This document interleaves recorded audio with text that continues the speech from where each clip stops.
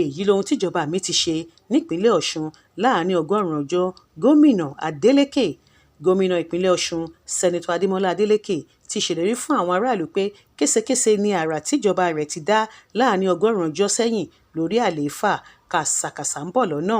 Nínú ọ̀rọ̀ tí gómìnà sọ nínú ìpàdé oníròyìn tó fi sàmì ọgọ́rùn-ún ọjọ́ tó dórí àlééfà ni Adeleke ti ṣàlàyé pé ètò ọrọ̀ ajé ìpínlẹ̀ Ọ̀ṣun ti yàtọ̀ lẹ́nu ìwọ̀nba ìgbà tí òun dé, bẹ́ẹ̀ ni ìgbáyégbádùn àwọn aráàlú ni ohun tí òun kọ́kọ́ mú gbọ́.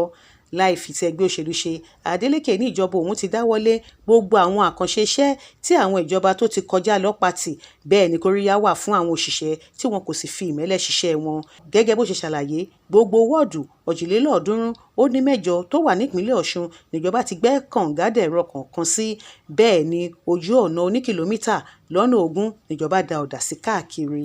Ó ní mílíọ̀nù 2,500 náírà níjọba fún àwọn agbègbè kọ̀ọ̀kan fún iṣẹ́ ìdàgbàsókè, bẹ́ẹ̀ ni wọ́n ṣiṣẹ́ abẹ ọ̀fẹ́ fún 2,000 èèyàn ní ẹkùn ìdìbò kọ̀ọ̀kan, tó túmọ̀ sí pé èèyàn 18,000 ni wọ́n jàǹfààní iṣẹ́ abẹ náà.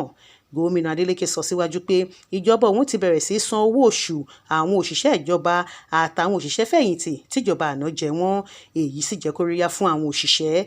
Bákan náà ni ìpínlẹ̀ Ọ̀ṣun ti wà lórí ìkànnì ayélujára báyìí káàkiri fún gbogbo àgbáyé láti mọ ohun tó bá ń lọ níbẹ̀ lóòrèkóòrè. Ó ní 7,000 èèyàn níjọba forúkọ wọn sílẹ̀ lọ́fẹ̀ẹ́ fún ètò ìlera àdójútòfò. Gómìnà Adeleke wá fi dá àwọn èèyàn ìpínlẹ̀ Ọ̀ṣun lójú pé ọ̀pọ̀lọpọ̀ àwọn nǹkan mèremère làwọn ti là kalẹ̀ fún wọn. Ó wá rọ̀ wọ́n láti dìbò fún gbogbo àwọn olùdíje fún ipò ilé ìgbìmọ̀ aṣòfin ìpínlẹ̀ Ọ̀ṣun lábẹ́ ẹgbẹ́ PDP lọ́jọ́ 11 oṣù kẹta ọdún yìí. Florence Babasola ló ṣe àkójọpọ̀ ìròyìn yìí fún iléeṣẹ́ tẹlifíṣàn Aláròyé online.